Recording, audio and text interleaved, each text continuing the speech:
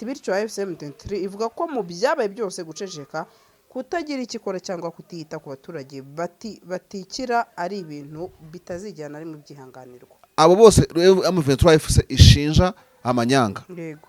Mbona batarageza amanyanga ku kigero yo ishaka kugira ngo irase Uvira. Ibyo leta irimo gukora uyu munsi ntibikora bisabwa na M23, ntibikora bitegetswe na M23, ariko iri gukora for the benefit of M23. Nirimo ku benefitinga n'amanyanga leta irimo gukora. Niyo mpamvu babareka ntibajye gufata Uvira, ntabwo Uvira yananiye M23. Yego. Abantu bagwa muri Uvira twirwana hireba kuki itazamuka ngo ijye kuzimya umuriro muri ko tuzi ko yahashobora. Yego. Itegereje ikize nkuko Bacisekedi yanze kujya Johannesburg. Yego. Aho Kanyuka ari uyu munsi. Ugire ngo ni ikibazo kuri M23 cyangwa ni kimwaro kuri leta itajya mu biganiro kandi abantu bashaka donc itajya guhura n'abantu barwana nabo bahanganye. Place vide, siège vide ku muntu mwatumiwe hamwe. Ni ikimwaro ku ntebe ziri mu busa kandi zanditseho ngo DR Congo bagahindukira M23 FC wowe harimo abantu. Ibi kabishobora kuba navuga nk'insinzi. Ni skandal ikomeye cyane ku muntu utitabye inama. Yafashe Goma ishyira en evidence ibyo gufata imijyi. Yongeraho Bukavu yongera bitsa. Uvira yinanije iki? Batu Burundi. Twajyaga dusesengura aba basirikare ba M23 n'abanyapolitiki bakiri bunagana na Rucuru. Tukavuga ngo bazatinyuka se bakore ku kirombe cya Rubaya kirimo korota ya mbere ku isi kandi isi ikeneye korota uyu munsi. Bazareba ibaba ko bafashe Rubaya babaye iki. Rero bikubiye gake ariko n'ibintu byo byegizasitinga bibaho mu bintu by'intambara. Iyo uwo murwana akomeje ubupfura bwa gutsinda umuteza ubusazi kugira ngo ubupfura bufashe hasi agaragare nk'igisiribo kitagize. Leta irabyigira rero. M23 ibyo yandika rero ntago bibabaje yitubeshya. Bibabajwe n'ikize muri leta ikora. Uvira is nothing imbere ya M23. Uvira ari kibuga leta ikoreraho amanyanga kugira ngo M23 ibonere ibirego. Izi modoka zuzuye imihanda haba miyawe ikibazo niye hize uzayigurira. Barakubesha abakubwira ko gutumiza imodoka bigoye. Nta gihe na kimwe gutumiza no kugura imodoka byoroshye nk'ubo. Hamwe na Gugaga Cars, kompanyi yonyine wabaza imodoka y'inzozi zawe na spare parts zazo. Aha ntibigusaba kumena banki. Wanabatuma ku ruganda mu minsi mike cyane imodoka y'inzozi zawe ikakugeraho. Bahamagare cyangwa ubandikire kuri 0788 uranabandikira kuri mail yabo ni gugagacars@gmail.com. Wanabasanga i Nyarugenge mu nyubako ya GF Plaza floor ya 4 room ya 6. Gugaga Cars, buy and ship your dream cars. Aho nabonye umuryango Alliance 5 Congo AFC/M23 uvuga ko utazihangana kongera ko ibibazo by'urwango n'ibikorwa bya kinyamaswa biri kubera iUvira mu Ituri no mu bindi bice bya Republika ya Demokarasi ya Congo. Uru rwango n'ibya bikomeye byavuyemo ngo byaturutse ku nyigisho z'ideology zatanzwe n'ubutegetsi bwa Kinshasa hamwe n'ingabo zafatanyije zirimo FARDC, FDLR, Maimai, Wazalendo, Imbonerakure ndetse na FNDB ariyo Force de Défense Nationale du Burundi. Ibi byose bikaba byibutsa uko byari bimeze igoma ahantu hasurinye uko byari bimeze igoma uwancire bakarongo mbere yuko AFC/M23 iyobora mu mpera za Mutarama 2025. Uvira hariyo icyo twakita ngo urwango n'imvugo z'urwango byiyongereye ku rwego rukabije cyane mu gihe ingabo zafatanyije zirimo gukora ibikorwa bya gisirikare bibi bigamije abaturage b'inzirakarengane bakabica no kubatera guhunga mu buryo bukabije. Ati uyu mugambi w'ubwicanyi w'urwango n'ivanguramo ushyigikiwe n'ubutegetsi bwa Kinshasa bwiswe bitemewe ugomba guhita uhagarara Uvira mu Ituri ndetse no mu gihugu cyose. Ati AFC/M23 iributsa amahanga n'imiryango iharanira uburenganzira bwa muntu ko kutagira icyo ukora igihe abantu bari mu kaga atari gusa ikosa ry'imyitwarire ahubwo ari n'icyaha gikomeye cyo kurenga ku mategeko mpuzamahanga arengera abasivili. Kureka abantu bakicwa bagakorerwa ubugome n'akaga nkako ari ugutinya cyangwa kudaha agaciro uburenganzira bwa muntu. Ati bityo AFC/M23 ivuga ko mu byabaye byose guceceka kutagira ikikora cyangwa kutita ku baturage batikira ari ibintu bitazijyana rimwe byihanganirwa. Iri ni itangazo rya AFC/M23. Yego. Okay. Aho ubona nyine basa naho Uvira ariho hantu bibanze cyane ko hari kubera ideology zikomeye cyane ndetse zikomeza gukorwa ni leta ya Kinshasa ariko bagashyiramo nicyo twakita FNDB.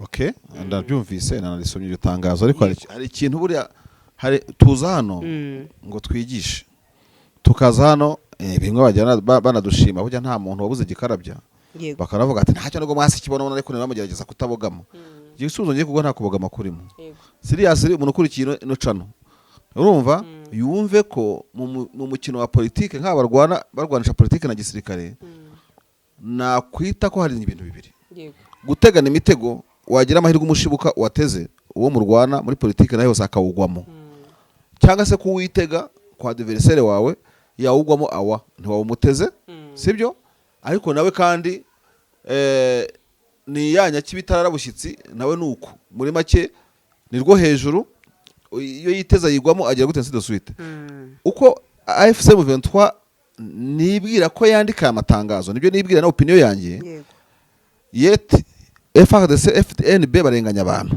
Uvira Minembwe n'ahandi babivuga ariko kwa kutavuga amashaka kozana muri sesengwa niri jewe mbona Sandri abo bose M23 FC ishinja amanyanga mbona batarageza amanyanga ku kigero yo ishaka kugira ngo irase Uvira wowe ukabona ko warenganye ejo bakubise umuntu ejo bamugize gute ariko M23 ibona bitaragira mu ibara ritukura kuko nibigera mu ibara ritukura zari kuri ingabo zijye kubohoza Uvira amagambo nk'amatangazo nk'ayo ngayo rero ntabwo nabita ngo nukwishimira abagira ibyago n'ibibazo mu bibazo bahuzwa na coalition ya leta ibarenganya ntago ari kubyishimira yego ariko ntago biri mu bibazo bya M23 iyo adversaire akoza penalty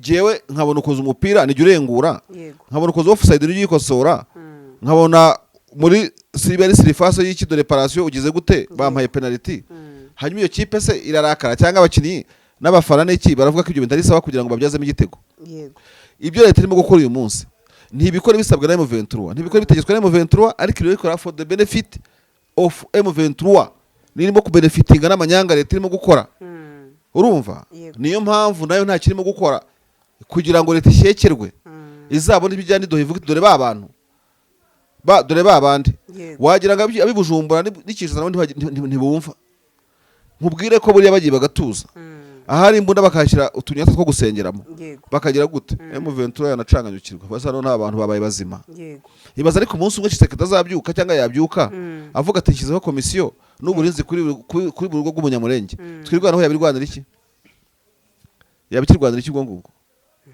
so aba bantu barwana ntibazadufere ngo bagire ngo ntabwo turango ngo dufite ubwenge urumva leta hari abanyanga zikora ariko inyeshyamba zibenefitingamo zikuramo inyungu kuko izina ribi ririmo kujya kubo barwana niyo mpamvu babareka ntibajye gufata Uvira ntabwo Uvira yananiye M23 abantu bagwa muri Uvira twirwana hireba kuki itazamuka ngo ijye kuzimya umuriro muri ko tuzi ko yahashobora itegereje ikize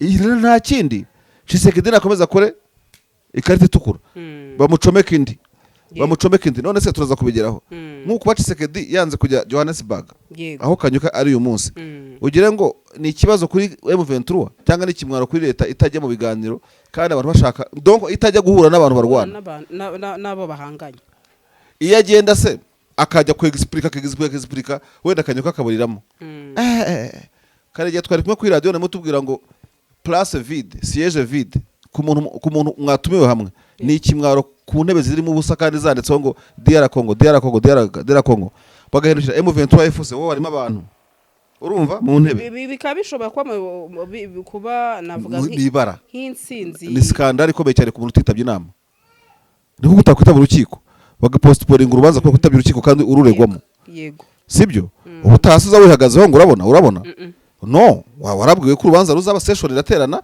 abacamanza baraza urabura kugeza ku rwego ibibazo byawe byigwa in absentia udahari so rwose ibi bintu wabifata uko byumva wabifata nk'ibiremereye wabifata nk'ibyoroshye wabyita amatiku ya marishari urumva cyangwa ukabyita isesengura cyangwa opinion yiwe M23 ibenefitinga n'amanyanga ya Tshisekedi amanyanga arenganiramo benshi urumva ikitwara nk'irimo gutabaza no kugira gute eho bivuga ngo nyeruje yakuva umutima uyiriye ngo kudatabara uri mu kaga ngo bigize kidatabara se bari mu kaga ntizakaga kabera yafashe Goma ishyira en evidence ibyo gufata imijyi yongeraho Bukavu yongera abitsa Uvira yinanije iki batu Burundi reka nkwereke ibintu nka bitatu yego ndaguha ibintu bitatu kandi by'ingenzi iyi ntambara ngikavarenza imyaka 4 niyo bakuru babona ari kavarenza n'abasekuru n'abasekuruza ndashaka kuvuga ibisekuru by'izi nyeshyamba zagiye bivuka yego FDL kuzamuka wenda siraga muri media cyane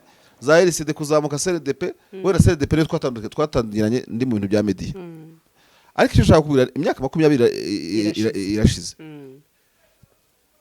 no kuvuga ngo bano bantu barwana ku ruhande rwa leta turi na 23 uyu munsi tuvuga yo muri 2021 hari ibintu nka bitatu abantu bakoze kuvuga ngo M23 birenzeho yabirangiye ndaguha ibintu bibiri bisanzwe bitatu ariko ni bibiri kimwe kirimo bibiri bibe bitatu twajyaga dusesengura aba basirikare ba M23 n'abanyapolitiki bakiri bunagana na Rucuru tukavuga ngo bazatinyuke se bakore ku kirombe cya Rubaya kirimo korota ya mbere ku isi kandi isi ikeneye korota uyu munsi bazarebe babaho ko bafashe Rubaya babaye iki n'uyu munsi niyo bayifite uretse no kuyigira bazanayihorana kuko izi nyeshyamba nanda kuzikuraho ziri byararangiye nta mani ya nyuma uwibwira kazaresha izi nyeshyamba forget katuzarebe cyo si cyane nindese waheze avuye heze ni intambara ifite planet utazanamo imikino urumva cyo si kimwe hanyuma sincerely speaking umujyi wa Goma wari warabatijwe ngo ni ville diplomatique wari bavuga diplomacy irimo yego ni ville onisienne kuko harimo MONUSCO urumva yego ni ville kiye kuko n'umuri ama aeroport impamvu bayita aeho bakongera ngo port urumva ni icyambu cyo mu kirere icyambu kinyuraho iki ibintu bitunze uburayi bwose yego niyo mpamvu Goma igabanyije ibyo bice bibiri ikibuga cy'indege infrastructure n'umujyi wa Goma kuko ushobora gufata Goma igice kimwe ntufata airport yego abantu bari bazi ko ngo ufashe airport ya Goma ngo ufashe ku munwa no ku mazuru n'iki byinshi y'uburayi na Amerika ko ibintu bizacika airport imaze ameza ngaho idakora M23 yabaye iki ntibaza kwisura bageze ku bintu bibuga by'indege i Kigali Kampala Bujumbura hose ubuse Goma as well as its airport ko M23 baranye almost umwaka ugiye gushira yego n'umunsi n'umwe ubuse Kajoka ntari South Africa yego ntibagiye Doha sabaye condition yo kubirekura oya ikintu ugenda uzamuka muri prominence utasabwe kureka ikindi fete attention none kuri izo ndavuga ku buremere bwa Rubaya n'ibindi wavuga sibyo yego za airport ushira mu gihugu biteranyirize hamwe ubwo Bukavu na Kavumu ntabyirinze kugira ikintu cya kare cyangwa cya gatatu mu bifatika Uvira is nothing imbere ya M23 Uvira ari kibuga leta ikoreraho amanyanga kugira ngo M23 ibonere ibirego urumva gufata Uvira kurasa Uvira numvaga barinda ejo abwira umunyamakuru ko nta n'iminota byabatwara avuga ngo bari hejuru ya Uvira ngabandi bari mu kibaya kandi koko strategic umuntu uri hejuru se wamutanze umusozi M23 ngo yatanze leta imisozi ni yikontrola yabivugiye mu itangazamakuru bibona ari kode nahanda bifite urumva yego Uvira nitere gukotora uzi cyari cyo ku bantu bazi umuziki iyo ucuranga ugakubita umuryo utari ubukotoye iri ari rangaje musicale so Uvira no umujyi wo gukotoza nde leta ya Kinshasa kugira ngo yitwe igihararumbo kitubahiriza ibyo abantu bagize gute kugira ngo umukorere wabona apfa nka gisore bihame Kinshasa kugira ngo nibigira gute bigire gute na gute na gute rwose nuko mbivuze mu buryo burambuye inyeshyamba zikunze gukoresha amanyanga amareta hari ikintu ngiye kukubwira kindi ariko icyo usendaga no kukivuga kuko kirakaze ubu tuva ko gikaze ubwo nabandi ndagisobanuye nabi uzi ko muri leta idakoze amanyanga nkariya bakora muri Uvira uzi ko wakwisaga ari inyeshyamba zaza zikaza kuyakora kugira ngo ziyabatize leta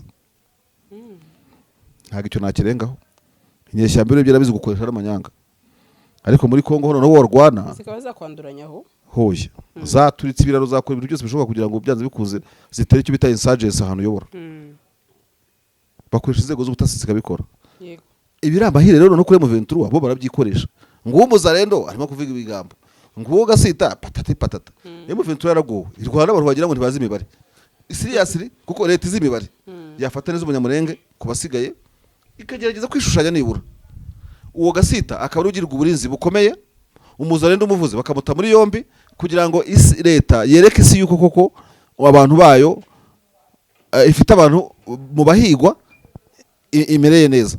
Ariko niba umuntu umwe FARDC bajya kumushyingura akagira gute n'ugukigukorera umuzarendo w'igisiribo buri aho ngaho akamutokinga bigakunda, urumva cyane cyerekana ko leta nta mibare ifite. Ndihere kuri bagasiti barinde bamasuzu umuvuzi ifunga igerekana ko irimo gukora national cohesion. Ariko M23 ibyo bise yabitaho imbaraga z'iki ko leta bayitamaje, ariko iyo yitamaje byari inyungu M23. M23 irimo ku marketinga biriya bintu. Ukabona we ko ibi bibera muri uyu mujyi wa Uvira ari umutego leta ya Kinshasa ishaka gutegwa na mama 23. Oya ni umutego yitega itawiteze yayiwitega. Yego. Nuko yagize amahirwe asangira byitega. Niko bimeze. Nose kankubaze muri Bukavu iyo habaye ibitero bya insurrection bibabaza leta. Kandi itayereka abaturage ko na M23 ntacyo yabamariye ko n'ugoma na Bukavu bigiterwa. Ibyo ngibyo rero leta uko yabikora M23 ikaze guteza insurgence na za binza kandi urabamaze kubakura. Yewe ukabona Nyiragongo hari ibibazo. Ni nkuko burya leta itabyiteza. M23 nayo yabideployinga mu side ya leta. Nayo ikajya kubateza insurgence. Kuko iyo mu Rwanda musentaringa ku muturage. Buri wese agamije kwangisha umuturage. Leta ishaka kwangisha M23 abaturage, na M23 yabikora ariko ntiyabikora leta ibyikorera. Ibi rero bikubiye gake ariko n'ibintu byo byegizastinga bibaho mu bintu by'intambara. Iyo uwo mu Rwanda akomeje ubupfura bwa gutsinda umuteza ubusazi kugira ngo ubupfura bufashe hasi agaragare nk'igisiribo kitagize, leta irabyigira rero. M23 ibyo yandika rero ntabwo bibabaje yitubeshya, ibabajwe n'ikize muri biriya leta ikora. Ahubwo aravuga ati na bado kuko nimbara kugera kuri ligne rouge ibona ko bibabaje izatera Uvira kandi izayifata. Minembwe bazazamuka bakuremo Uvira. Wowe urambwira ngo Uvira aho abanyamurenge bari nta mihanda ibasha kuhagera. General Sematama natwirwaneho na M23 bananiwe gufungura imihanda ituma habaho approvisionnement from where niki kugira ngo Minembwe ibashe kugaburirwa, cyangwa bashaka kwerekana leta nka leta idashobotse iniga abaturage bayo. Iki kiganiro umuntu acyumvise ari umuturage yakuramo ubwenge, acyumvise ari inyeshyamba avuga ati uri arimo gukangura abaturage bacu ngo barebe no gukina gutya. Nicyo mbere yanga nk'umunyamakuru umusesenguzi. Abaturage ba Minembwe Sematama ntananiwe gufata Uvira, abaturage mubwirwa nakanyuka ntabwo bananiwe gufata Uvira. Bazi impamvu Uvira bayitega leta kugira ngo ikomeze ikotore ikora amanyanga. Ahubwo gutaha kudatabara nyine uri mu kaga bikubera icyaha. Kuki badatabara abaturage bari mu kaga bazo baherereye? Ntibafite imbaraga zo kugira. Bakora iki Ndondo, bakora iki Rugeze, bakora iki Kamanyora, bakora iki hari ivuriro Kibinsimbi ziba yikaze bari bari hose. Kuki batadivansinga? Bihorere shabyihorere bakatubeshya. Bafite inyungu mu mafuti leta ikora. Simvuze ngo nibo bayituma leta kubikora. Sibyo? Yego. Ariko ntabwo byabaraza badasinziriye. Adversary yakoze amanyanga. Nose byo mavugira ku SABC. Abwira umunyamakuru wa SABC muri Johannesburg. Ati drone CH4, CH-4 zamaza abaturage. Leta sitazigura icyo kirega bakibanya gishyira kuri radio mpuzamahanga. Uzi ko radio ari televiziyo ya mbere muri Afrika ikomeye. Ni radio ya Afrika y'Epfo. Ahubwo uze no kumbaza ukuntu Afrika y'Epfo na Tshisekedi basa n'abacanye waka batana batagicana waka. South Africa yakiriye Lawrence Kanyuka ukatiye ibihano n'ikindi cyose nta wamufashe mu bintu leta itemera. Naramafoza yamaze gucishene kuri Tshisekedi yaramukarabye kuko atamukarabye Kanyuka ntiyagenda ngagaruka. Tshisekedi ari mu mazi abiri nyeshyamba neze katubeshe neza gutabara zajya gutabara abaturage. None se Masha aya matangazo rero ya asigaye anasohoka mu gihe mu minsi yashize ubona amatangazo yabaye makeya bikari nko kwerekana ko hari ibiri kuba ku ruhande rw'aba 23 bishobora kwica n'amasezerano ku buryo nk'umuhuza ashobora kubona ko ino leta ya Kinshasa ariyo kibazo kurenza izinyeshyamba. Umuhuza se uruta South Africa yatanze n'abasirikare nk'ibitambo ninde Katari birakomeye kurusha Afrika y'Epfo mu bufasha bwatanzwe kuri leta yanoze.